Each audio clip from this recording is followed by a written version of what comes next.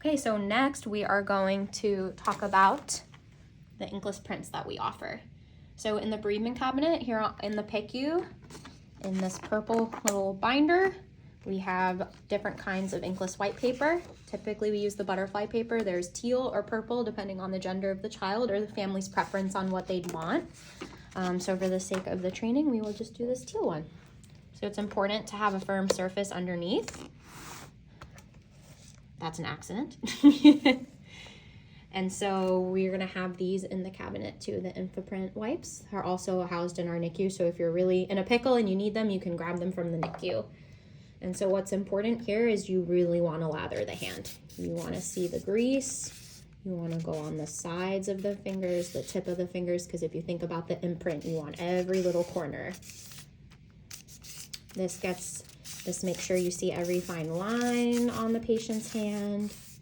And this is something that I would even encourage you to have the families do because it's pretty straightforward, more so than the molds. So if you feel comfortable with it, talking to the family through it, I welcome you to ask them to participate.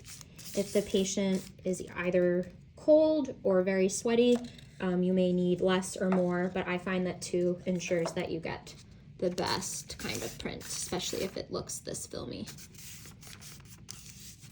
The most important tip that I'll give you is to make sure you push straight down on the paper. And once it is on the paper, you do not move the position. So you move it flat down. And same thing, you want somebody without the Inkless print wipe on them to push down the fingers. You can kind of move it and wiggle it a little bit. So you make sure you get every part of the tip of the finger.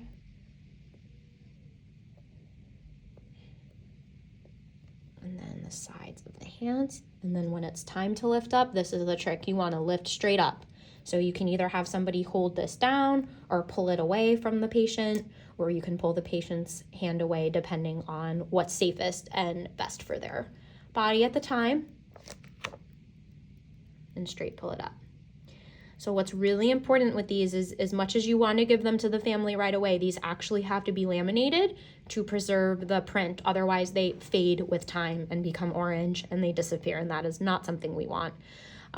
If you find that you're not getting every part of the finger you want, you're welcome to try to experiment and put it there and push down again. But most of the time families are just happy with whatever they get. And so what we can do is from this, if you make a copy or keep it, we can laminate it. And then we can also turn it into these pendant charms. So you guys wouldn't have the materials you need to do that. So you would just make sure, again, you inform me or the child life department that it's been completed and that the family would like the pendant charms as well. We'd like to know how many, and if they want the thumb or the hand, all the specifics is helpful for us to know so we can make sure it's unique to each family's requests and needs.